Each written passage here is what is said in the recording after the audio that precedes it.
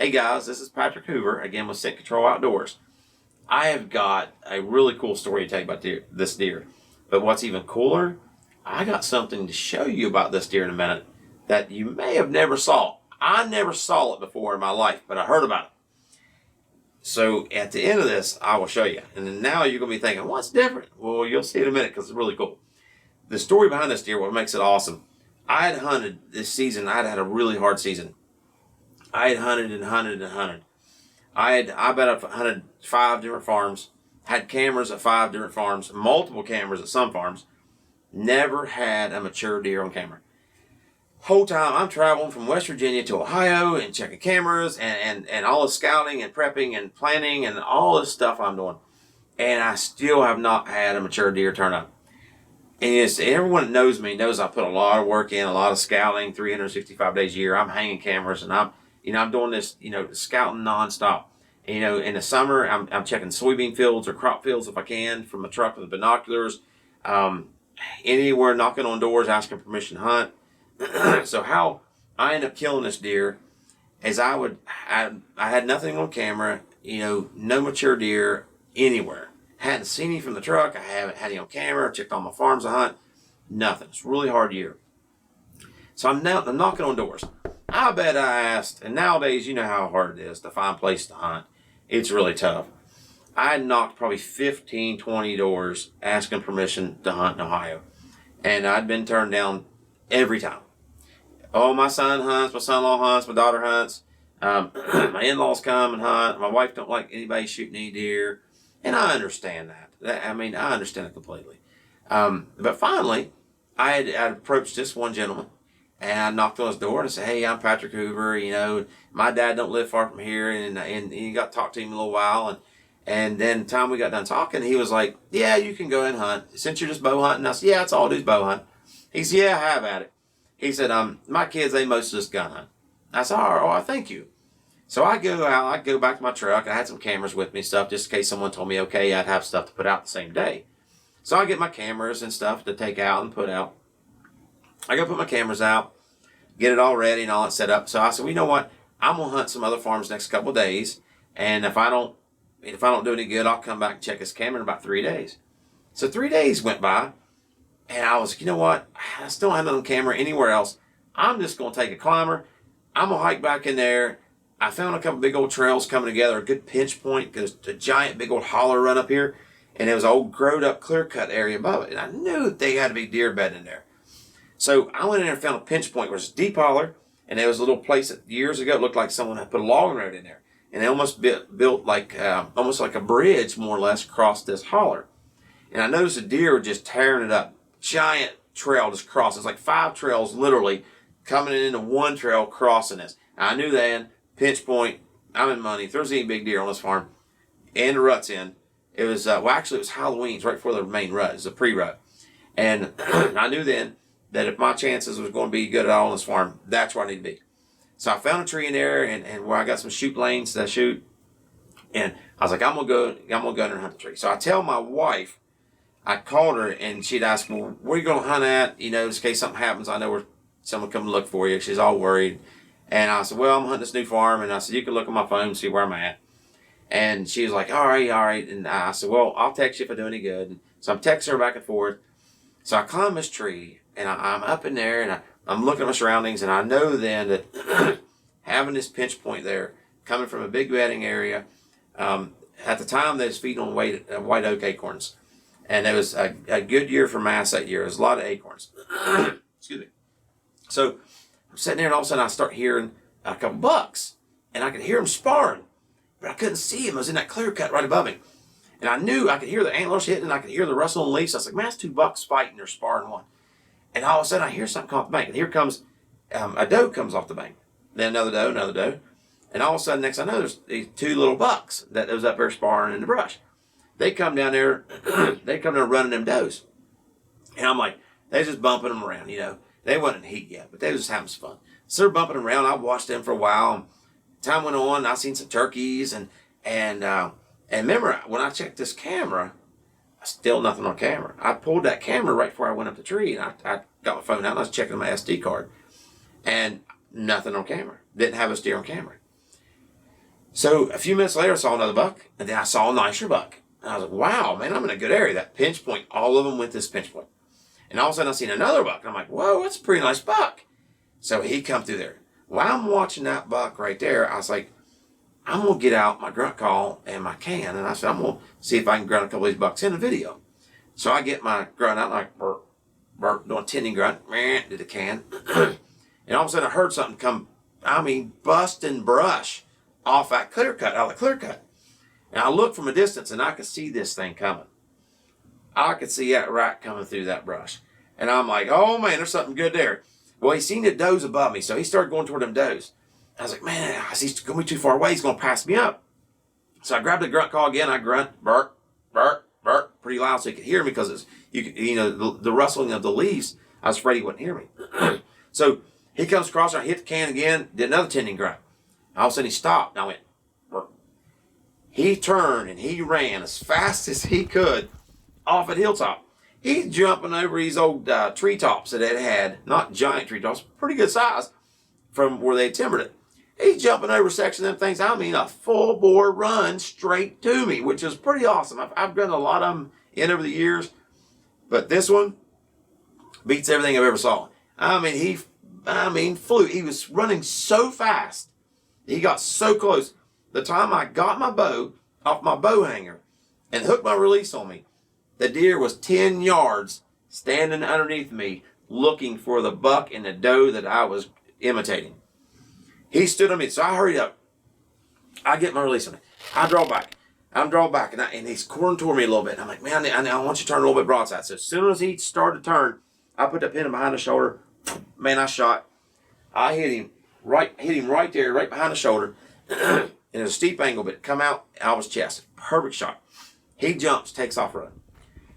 He runs down this big old giant holler. There's a creek down there.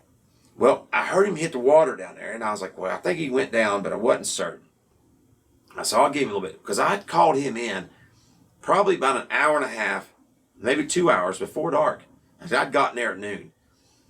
So I waited about an hour and a half, 2 hours probably. I waited quite a while. And so I climbed a tree stand. I'm climbing down with my climber. And I get down and I'm walking down there, I'm tracking the blood. And there's blood everywhere, so I knew I had a good fatal hit. I get down in that bottom in that creek bed. And I'm like, he's got to be here somewhere. And I'm climbing through brush and it's growed up. And all of a sudden I get over there and there he lays. He was laying on the side of that creek bed. And first thing I see was I was coming from the other side. And I could see the whole back of his antlers. And I knew then, I was like, oh my gosh, he's better than what I think he is. I knew he was nice, but it happened so fast. He run in so quick. I didn't realize how big he was. I knew he was big. I knew he was a mature deer, but I didn't realize how big he was. So I go over and he's laying there, and I was like, oh my lands. I was like, wow. Oh, I was so excited. I was like, man, this is bigger than what he was. So I get around, pick him up, and I'm just like, oh man, I'm so thankful. And I'm looking at him, and I look down, I'm like, that's weird. This is what I'm getting ready to show you. I've heard about it, but never saw it. He has a mane, and it's very rare. Check that out. That was the first I've heard about this. I've had taxidermists, tell me, hey, there's certain species of whitetail that actually will have a mane. Well, I had never heard about it. So when I saw him laying there, I was like, why is his hair sticking up? And I was like, so I went to push it over and I'm like, it popped right back up. I was like, man, that's crazy looking. So I walked back and I'm all excited. I can't wait to go back to my truck. And I knew I was going to have some trouble getting this deer out. And he'd run down this big old deep holler, and they called it the sheep holler. It's what this farmer nicknamed this. So I get back and I tell him, I got this big 9-pointer, counting the kicker, 9-pointer. And I was like, I can't wait to show him to you. He's like crazy. He's got like a mane like a daggone horse or mule's got. And he was like, what? I'm like, yeah, man, it's cool looking. He's like, well, I want to see that. I'll come down here and help get him out. And I was like, well, I told him where he run. He goes, that's going to be hard to get him out there. And I said, well, the way that I went down the hill was about a 600-yard drag up a steep holler to get him back to where I could even get a foiler to him. So he said, well, I know a back way in. and we can drag him down that holler, and I can get the foiler somewhat close. And I was like, man, that's awesome. So he takes me off a creek embankment that I wouldn't want to climb up. And I knew then we was going to have trouble. We get down there, and he's like, well, I guess that's a little steeper than I thought, because when I went off the bank, the rear of the foiler was getting ready to pass up the front. And I was like, oh, that's great. I was like, we're in trouble now. So we get down there, and he's an older man, so I was going to ask him to help me with deer, because I didn't want him to get hurt. So we drag this deer up on the front rack of his foiler. And I'm a Honda foiler guy anyways. And we get it on the front of the foiler. We start up that bank. It wasn't going up bank. I said, son, we're in trouble. On the other way up is the hill the deer ran off of, which there ain't no way you go get it up there. They call it sheep holler for a reason. Rocky and straight up and down. So I knew I was in trouble. So I was sitting there thinking, how am I going to get this foiler up this bank with this deer on it? So I had it on the front of the rack. I'm like, well, this ain't the smartest thing in the world, so kids don't do this at home. I said, what about if I grab the rack with the deer on the front, but on the bar on the rack, I put my feet on the other part of the bar on the rack, and I literally hang backwards to where I'm hanging off the front of the foiler, really far in front of the foiler, and then the deer's got 230 pounds of weight on the front of the rack, and I'm hanging off the front of the rack. What's going through my mind? Is this guy going to gun it? If it does go up the hill, I slip, my foot goes on, and he runs over me? That's what I think's going to happen. So he hits it the first time and gets nervous and lets off the gas. Well, guess what we do? Straight back in the creek we go, reading reverse, and I am on the ground in the water and everything else. So I'm like, I want to die, get my deer out. So then, finally, the fourth or fifth try, I'm hanging off the front, the deer strapped on with ratchet straps on the front of the rack. We finally get up the steepest part. Now, it wasn't, I ain't going to say it was safe, because no means it was, but we made it. We get up top, and I'm hanging off front of that, and he's just rolling, laughing at me. I have mud on me. I have blood on me. I have creek water soaking wet on me. It's probably 25 degrees out, and we got probably a 5-mile road trip with the foiler going down the road still. I'm going to have ice on my pants before we get out of here. So we get at the top of the hill. We make our trail through the woods. We ride back to the house. We'll ride back to my truck. We put that thing in the truck. Now, it's dark, and I told him, I said, man, did I show you that mane? Well, I forgot to look, he says. So we get the flashlight out there and look. He says, what in the world? He said, what'd you kill? I said, son, I've never killed one with a mane. I've heard about it. He said, well, that must be one of them crazy deer from some other country. And I said, no. I said, it's some kind of species that they released here years ago. I said, I've heard about it. So needless to say, I got it back to the truck, and I get back to my cabin. I drove back here so I could stay the night, and the next day I was going to drive home. So the night was plenty cold enough that night where the deer wouldn't go bad. So I put the truck, I take put the deer in the truck, and I drive back to my cabin. I spend the night. Next day, I'm driving home, and I call some friends and send them some pictures, and I said, check this mane out on this deer. And they're looking at that mane, and they're like, man, that mane is like really tall and obnoxious. He said, is it just the hair sticking up? And that's when I got it back, a lot of them came over just to stay. The rack was big, but they was like amazed about the mane. And we would push it down and it'd pop right back up. But the story behind that deer is it was a really fun hunt. 2, I'd killed a really unique deer that had a mane. It was really cool. And people just couldn't believe it. Even when I took a taxidermist, he was like, wow. My buddy there was just like, man, that thing's got a mane. And so he mounted it for me. He did a fantastic job. And it turned out great. The mane's really cool, and he's got a big rack. So I was tickled to death with him.